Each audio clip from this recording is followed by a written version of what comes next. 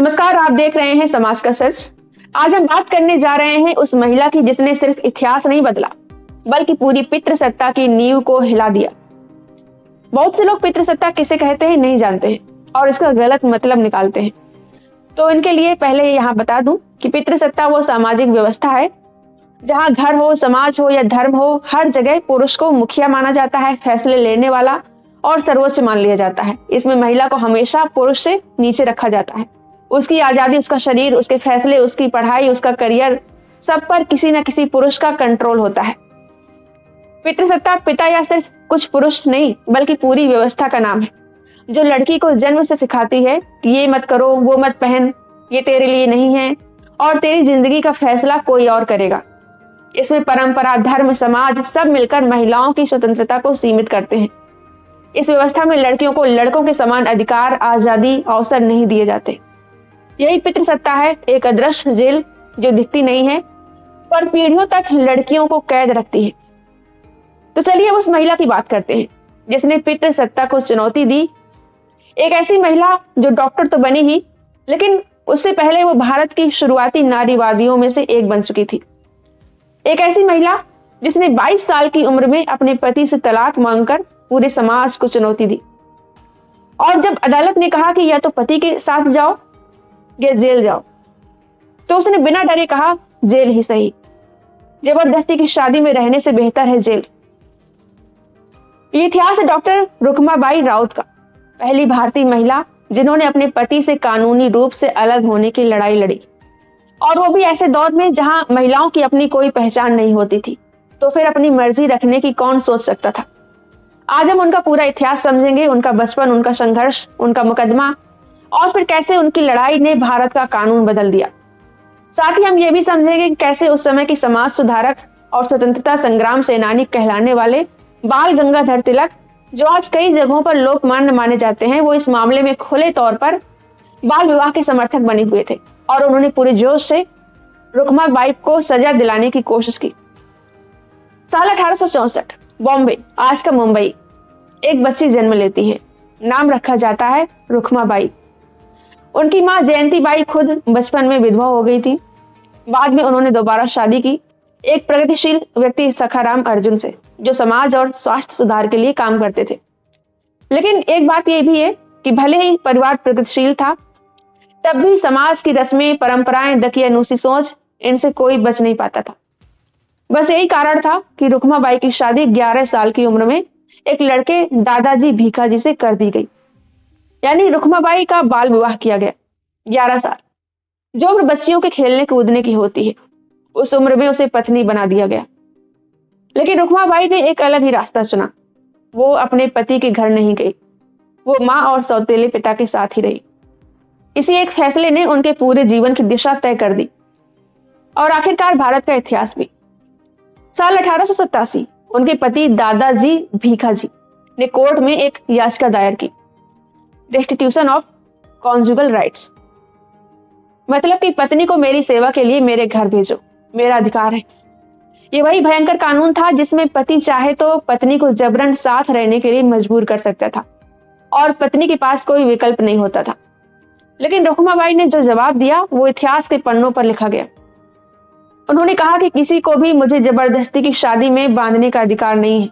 मैंने इस शादी के लिए कभी सहमति दी ही नहीं थी और मैं बचपन में थी, इसीलिए ये शादी मेरे लिए बाध्यकारी नहीं है। पहली बार किसी भारतीय महिला ने शादी, पितृसत्ता और धार्मिक परंपराओं को खुलेआम चुनौती दी थी। अदालत ने अपना फैसला सुनाया और ये फैसला भारत की महिलाओं के खिलाफ एक सख्त तमाचा था। कोर्ट ने कहा या तो पति के पास जाओ या 6 महीने की जेल जाओ। सोचिए, एक 22 साल की लड़की, पूरा समाज उसके खिलाफ, अखबार उसके खिलाफ, रूढ़िवादी पुरुष उसके खिलाफ। लेकिन रुकमाबाई ने जो कहा वो इतिहास बन गया। रुकमाबाई ने कहा कि मैं जेल जाऊंगी लेकिन जबरदस्ती की शादी में नहीं रहूंगी। ये एक महिला नहीं, एक क्रांति बोल रही थी। अब यहां इतिहास एक और महत्वपूर्ण मोड़ लेता है। बीबीसी के एक आर्टिकल के मुताबिक उस समय आजादी की लड़ाई भी चल रही थी। बहुत से लोग समाज सुधारक के रूप में भी जाने जाते थे। लेकिन हर चमकती मूर्ति असल में उजली नहीं होती है। इस मामले में बाल गंगाधर तिलक, जिन्हें आज कई लोग राष्ट्रवादी नायक कहते हैं, उन्होंने रुक्माबाई के खिलाफ खुली मुहिम छेड़ दी। हाँ, उन्होंने समर्थन नहीं किया, उन्होंने हमला किया। बीबीसी के मुताबिक अपने अखबार में तिलक ने लिखा, रुक्माबाई का व्यवहार हिंदू परंपराओं पर धब्बा है। वो चाहते थे कि रुक्माबाई को कड़ी सजा दी जाए।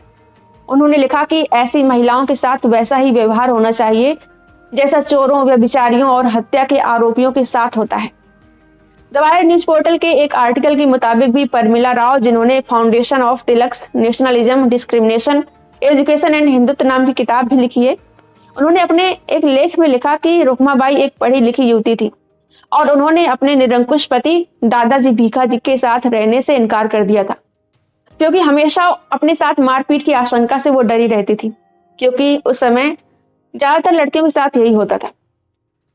तब तिलक ने अपने अखबार महारट्टा के 8 पन्नों में पूरे 6 पेज भरकर दादाजी भीखाजी का समर्थन किया था। 12 जून 1887 के महारट्टा में उन्होंने लिखा था, अगर रुक्माबाई अपने पति के साथ जाने से इनकार करती है तो उन्हें जेल भेजा जाना चाहिए।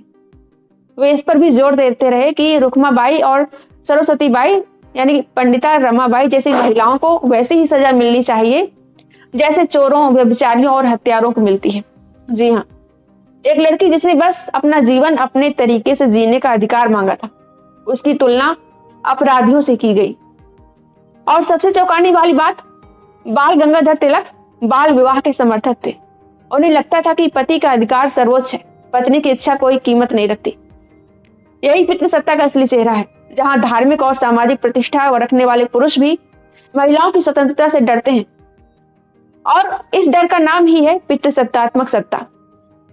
लोगों ने रुक्माबाई को गालियां दी, समाज ने बदनाम किया, राजनीतिक नेताओं ने हमला किया, लेकिन रुक्माबाई टूटी नहीं। उनके साथ बस एक अच्छी बात थी कि उनके सौतेले पिता सखाराम अर्जुन लगातार उनके साथ खड़े रहे। रुक्माबाई ने लिखा कि मैं इंसान हूं, मेरी इच्छा है, मेरी इच्छा के बिना शादी सिर्फ एक कैद है। ये बात अंग्रेजों तक पहुंच गया। उन्होंने रानी विक्टोरिया को पत्र लिखा और फिर एक ऐतिहासिक घटना हुई। रानी विक्टोरिया ने अदालत के फैसले को पलट दिया। उनके पति दादाजी भीखाजी ने आखिरकार मुकदमा वापस ले लिया। कुछ पैसे लेकर मामला कोर्ट के बाहर निपट गया। जानकारी के मुताबिक 2000 रुपए लेकर उनके पति ने केस वापस लिया। रुक्माबाई जीत गई और रुक्माबाई के इस केस ने भारत में एज ऑफ कंसेंट एक्ट 1891 के पारित होने में महत्वपूर्ण भूमिका निभाई। जनचौक न्यूज पोर्टल के आर्टिकल के मुताबिक उसी समय फूलमणि केस भी चर्चा में था। फूलमणि जिसका बाल विवाह हुआ था और पति द्वारा बलात्कार करने पर उसकी दर्दनाक मौत हो गई थी। देश भर में बाल विवाह की कुरीतियों और भयावह परिणामों पर बहस तेज हो गई थी। 40 नर्सों ने मिलकर एक ज्ञापन सरकार को दिया, जिसमें सबूतों के साथ बताया गया कि कैसे सैकड़ों कम उम्र की लड़कियां बलात्कार के दौरान मर जाती हैं या पति द्वारा गंभीर रूप से शारीरिक यातना झेलती हैं। ब्रिटिश सरकार ने सहमति की उम्र पर आयोग गठित किया। 1891 में रिपोर्ट आने के बाद सहमति से सहवास और विवाह की उम्र लड़कियों के लिए 10 साल से बढ़ाकर 12 साल कर दिया गया। आज भले ही ये उम्र कम लगे, लेकिन 1891 में ये क्रांतिकारी था। रुक्माबाई के विद्रोह ने भारत की करोड़ों लड़कियों की जिंदगी बदली, लेकिन कट्टर रूढ़िवादी हिंदू नेताओं ने इसे ब्रिटिश सरकार द्वारा हिंदू संस्कृति में हस्तक्षेप और ईसाई साजिश कहकर भारी विरोध किया। क्रांतिकारी नेता कहे जाने वाले बाल गंगाधर तिलक और मदन मोहन मालवीय ने कहा कि यह हिंदू परंपरा के खिलाफ है, क्योंकि धर्मशास्त्रों के मुताबिक विवाह रजस्वला होने से पहले होना चाहिए। लेकिन ब्रिटिश सरकार इनकी अमानवीय दलीलों के आगे झुकी नहीं। शादी से आजाद होने के बाद रुक्माबाई ने सिर्फ एक ही काम किया, अपनी पढ़ाई पूरी करना। रुक्माबाई डॉक्टर एडिस पेशे की मदद से लंदन स्कूल ऑफ मेडिसिन में दाखिला लेने के लिए रवाना हो गई। 1894 में ग्रेजुएट हुई और फिर उन्होंने तय किया कि वो एमडी करेंगी, लेकिन उस समय भी भेदभाव था वहां। लंदन स्कूल महिलाओं को एमडी नहीं करने देता था, लेकिन रुक्माबाई यहां भी नहीं रुकी। उन्होंने इस फैसले का विरोध किया, दबाव बनाया, लिहाजा उन्होंने ब्रसेल्स से एमडी पूरी की। लौटकर रुक्माबाई ने सूरत के मैडम कामा अस्पताल में काम किया और बाद में सूरत में ही उन्हें सेठ मोरारजी विभुकन दास मालवी डिस्पेंसरी का चार्ज लेने का न्योता मिला। महिलाओं के स्वास्थ्य में उन्होंने 35 साल सेवा दी। आज ये अस्पताल रुक्माबाई अस्पताल के नाम से जाना जाता है, जहां रुक्माबाई की बड़ी सी तस्वीर दीवार पर लगी है। और सबसे अहम, उन्होंने फिर कभी जीवन में शादी नहीं की, क्योंकि उन्हें अपने जीवन पर अपना अधिकार चाहिए था, और वही अधिकार वो हर महिला के लिए चाहती थी। हिंदू लेडी के नाम से खुद रुक्माबाई ने 2 लेख अखबारों में लिखे थे। एक लेख में उन्होंने स्त्री देशी समाज की मानसिकता को उजागर करते हुए लिखा, अगर इन महानुभावों की बात पर विश्वास किया जाए तो हम जैसे मैले कुचैले पशुओं का एक झुंड भर हैं, जिन्हें ईश्वर ने सिर्फ पुरुषों की विशिष्ट सेवा करने और उनकी काम वासना को शांत करने के लिए पैदा किया है, और पुरुषों को हमारे साथ मनमाना व्यवहार या दुर्व्यवहार करने का ईश्वरीय अधिकार प्राप्त है। हमारे कानून निर्माताओं की नजर में पुरुष और स्त्री 2 अलग मानव प्रजातियां हैं।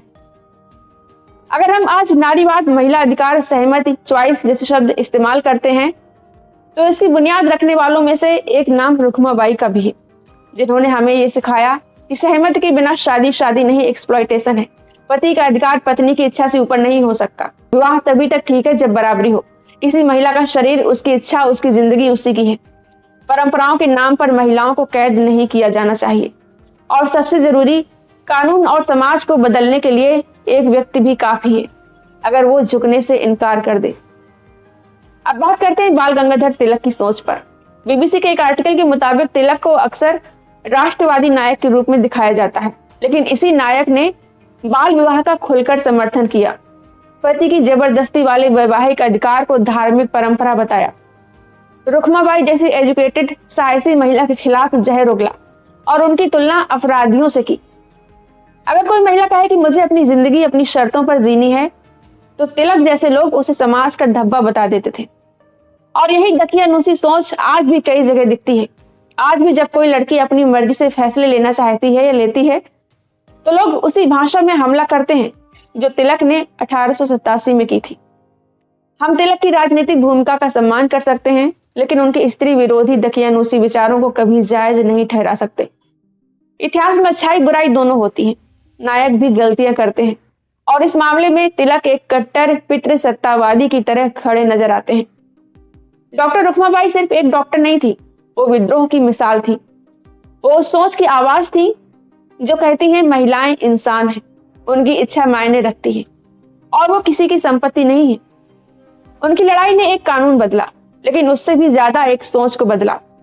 और आज जरूरत है कि हम उनके इतिहास और संघर्ष को याद रखें, बताएं और उनसे प्रेरणा लें, क्योंकि इतिहास कभी परंपराओं के आगे नहीं झुकता है, वो हमेशा विद्रोहियों के नाम पर लिखा जाता है।